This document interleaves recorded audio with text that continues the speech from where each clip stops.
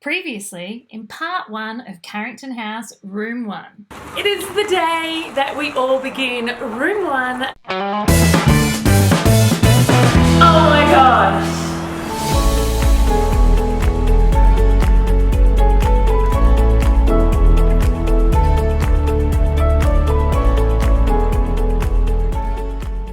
We had a huge storm and a roof came in and a pile of the trim, the beautiful timber trim, got damaged when it all fell in. So, Intrim are expediting new trim to me, which is amazing, but it means that below our chair rails, we don't have our gorgeous timber paneling on yet. Yeah, okay.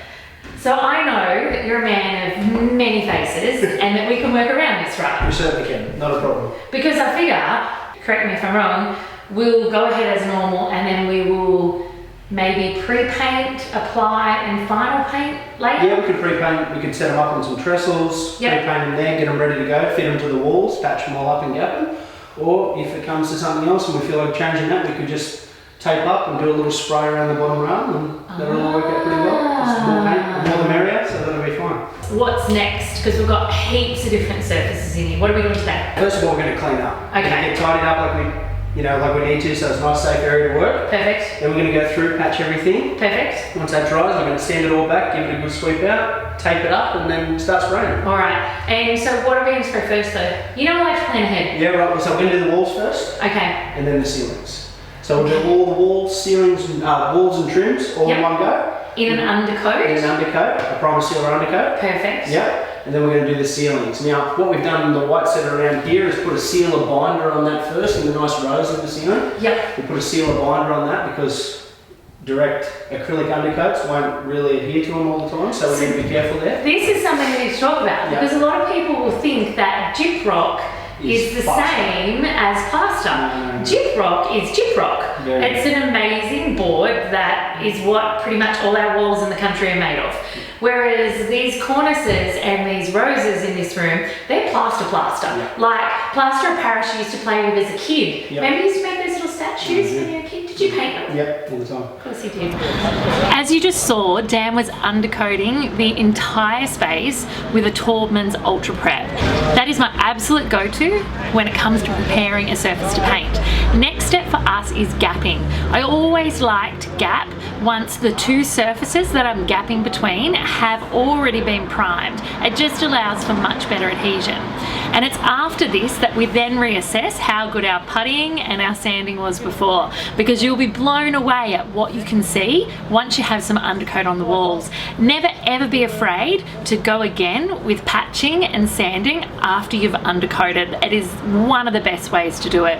Now, we are in an ideal position in that there are no floors in room 1. So it means there's minimal taping up to do, and it's okay if we're a little messy with the gun. The only thing that needs taping up in here are the GPOs and the door handles.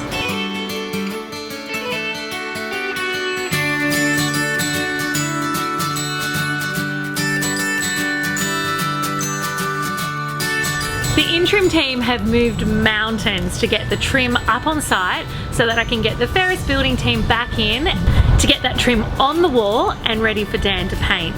Now, with the paneling, the wainscoting that I'm going to be popping below the chair rail, each wall is actually a different size. And so you can't have a blanket, I want a 60 centimetre by 30 centimetre rectangle on each part, because you need to make sure that you never end up with half a rectangle. So what I've done is I've gone 100 mil off each wall, 100 mil between each panel, 100 mil off skirt and 100 mil down from the chair rails, and then I've divided it up so that I could have either 2 or 3 whole rectangles between 60 and 75 centimeters in width. So it does mean that the paneling changes in width as it goes around the room, but with your consistent 100 mil spacing, it looks perfect.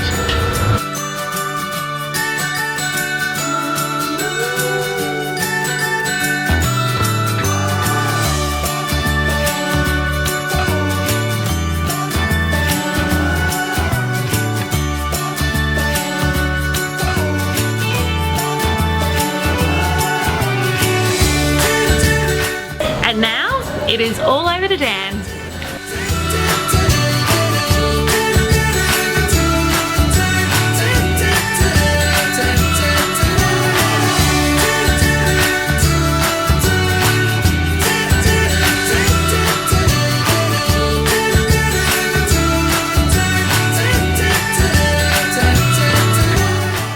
Now that all the walls are finished, I am totally leaving Dan to it.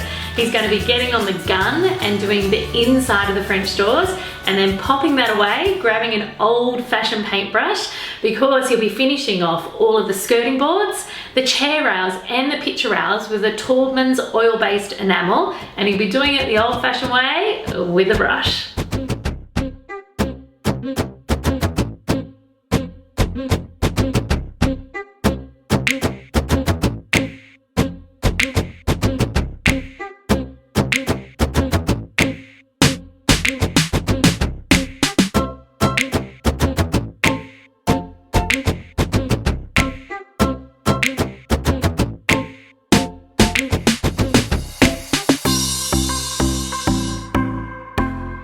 So paint is on, and before we get the flooring in, I wanted to get the electrical done in this room.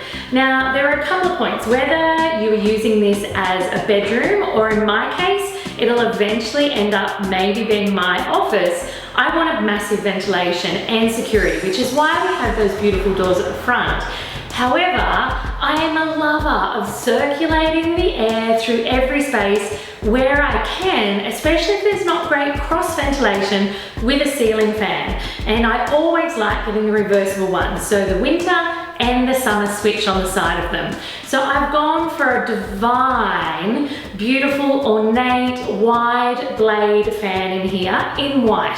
So it doesn't take away from the cornices or the ceiling rows there. It actually kind of just enhances that a little bit old-fashioned, brings a little bit of Casablanca in here, to be honest. And then for functionality, I've got 4 very wide space LED lights, all on dimmers, so I have full control over the light in this space. And what that means, with them being wide spaced, I don't have to worry about getting a strobe effect with the fan. And for me, that is nice and simple and more than enough lighting in this space. Any more that I bring in will be down at eye level or down at leg level, so that I make sure that I have plenty of layers. It is time to bring in the floors. Now, the product I've chosen to pop onto the floors is a vinyl. So this looks like a timber, but it's actually a vinyl plank, and it's extremely hard wearing. So this is called the Virtuo Classic range. It's from Gerflor, and it's in a color called Empire Clear. Unlike other vinyl planks that I've used, which have gone down beautifully, and they've had the tongue and groove to kind of interlock between one another, this has none. So it is going to be laid by a professional floor layer with some adhesive. So it isn't a self-adhesive product. From the perspective of wear, realism to timber, and the width of these planks, I'm super keen to see how they look when they're down. No matter what type of floor you're laying, preparing the substrate is so important. So in this case, Cameron's getting on and he's sanding down all of the joints to make sure that they're completely level and even. He's then applying a sealant, followed by an adhesive, which I just love watching happen, and then the boards go down.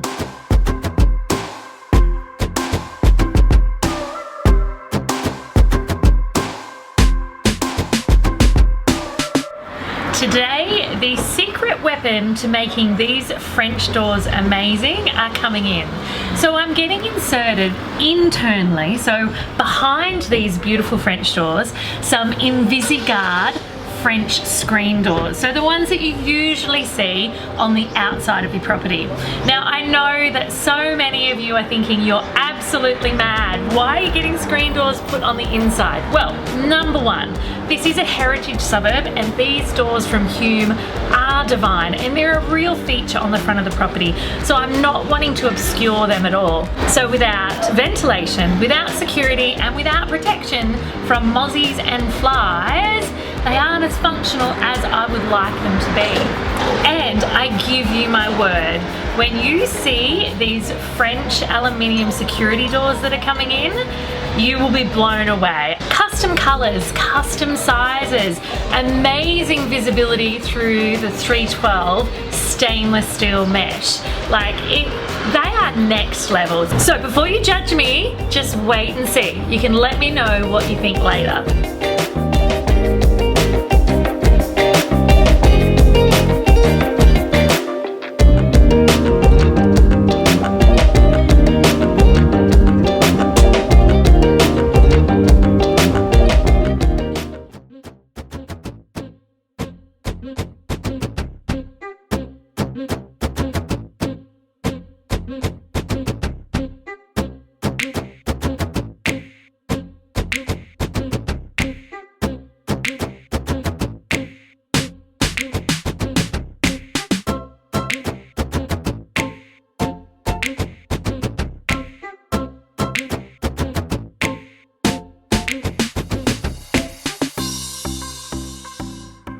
Alright, so I have the first run of wallpaper up, which is realistically the easiest when you're doing a pattern repeat. Now, I did some research and this wallpaper has a 64 centimetre pattern repeat, which is like it's nearly 2 feet. That makes me really old, hey? So, the reason that this is so is the pattern is really quite large, which means the pattern repeat is going to be greater. If you have a smaller repeat in your pattern, then you have a smaller pattern repeat distance.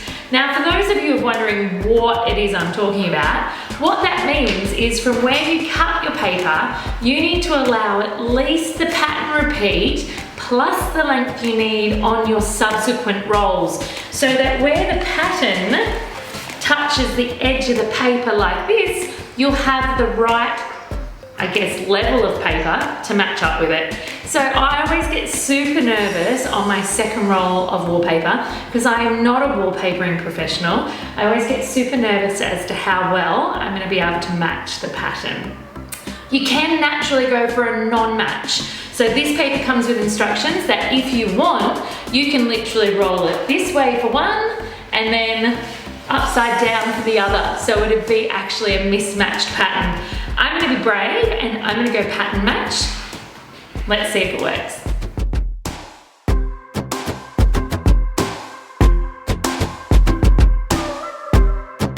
Whilst I was wallpapering, Dan shared this fun but random fact with me. It's just softly. It's really hot. I love it. What is that? It's just how the chemicals? chemicals drying, yeah. It's good, isn't it? It's hot. That's really hot. It's really hot. Like you can cook an egg. Yeah, like that was a big hole and it's full and it's pretty, like it's ready to sand for 10 minutes.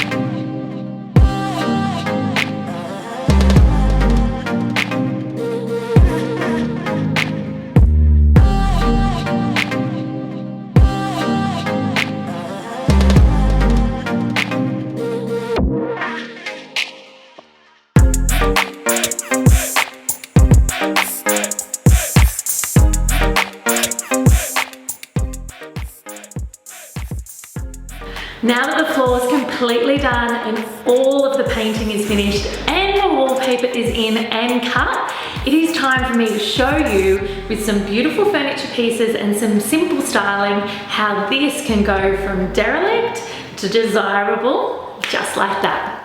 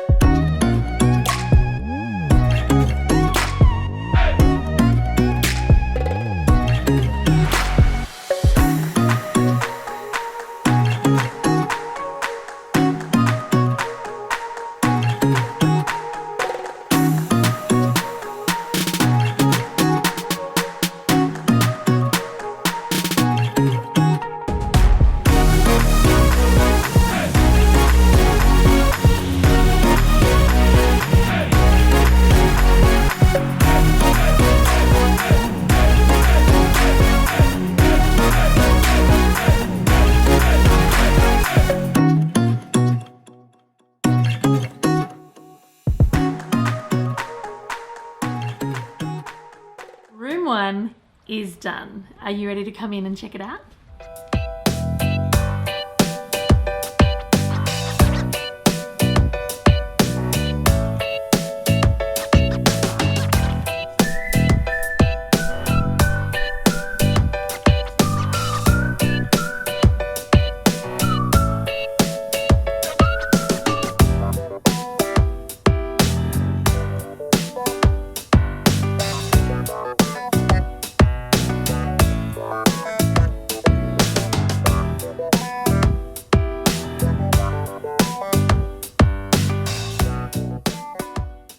I am so excited to be showing you around room 1 in the little old house in Carrington Street.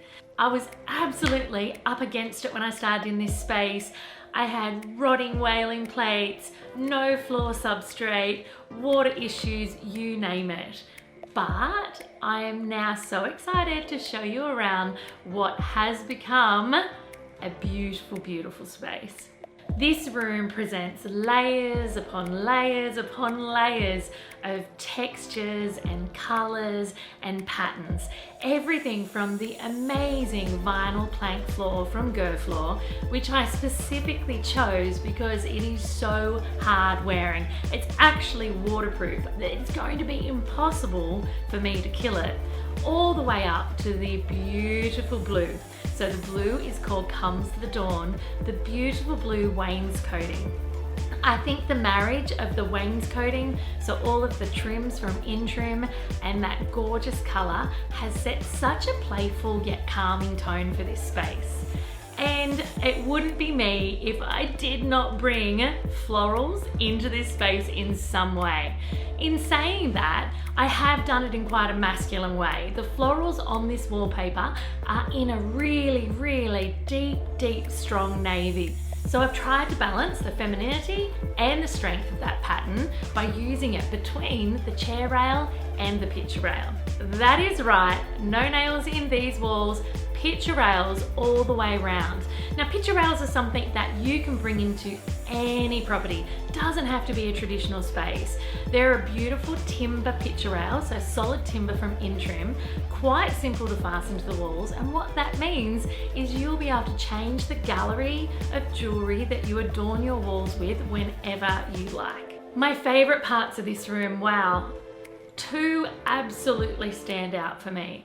One is the color of the door. I know that sounds crazy to be one of my favorite features, but the color of this door is mesmerizing. I've been sitting in here and staring back at it for hours at times. My other favorite feature of this room would actually be the cornices. So these ceilings are so high. They're like 3.3 meters, I think. So I've bought in a cornice that is large enough to be seen, but not ornate enough that it's going to distract from the rest of the detail in the room.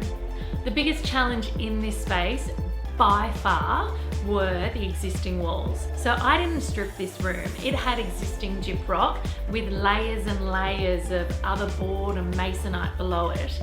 So that meant that I didn't actually get all of the electrical I wanted into here.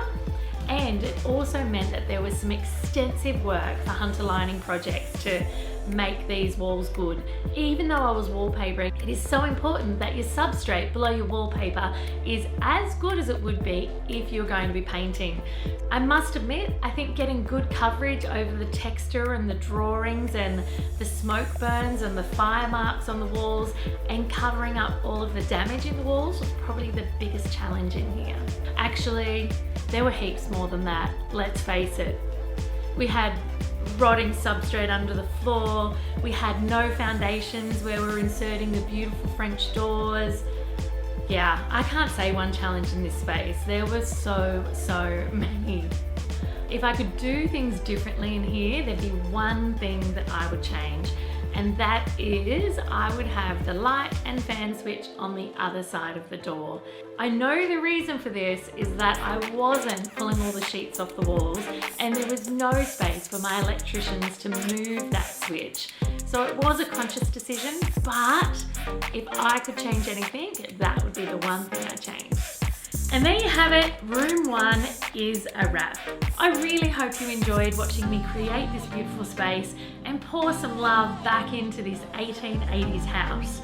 Now the good news is this is the first of many, so make sure that you subscribe to my channel and you're watching my Instagram, Naomi Findlay Official, to check out not only the progress on the next room, but also all the behind the scenes action.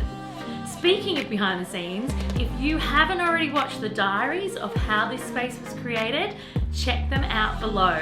I have them all there for you, as well as downloadable spec sheets of all the colours, products and wallpapers that I used in this space. So enjoy until I see you next time at Carrington House.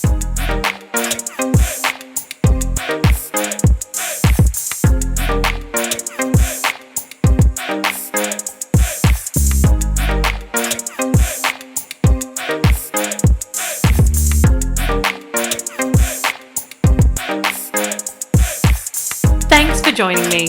Did you know I wrote a book all about creating wealth through renovating property?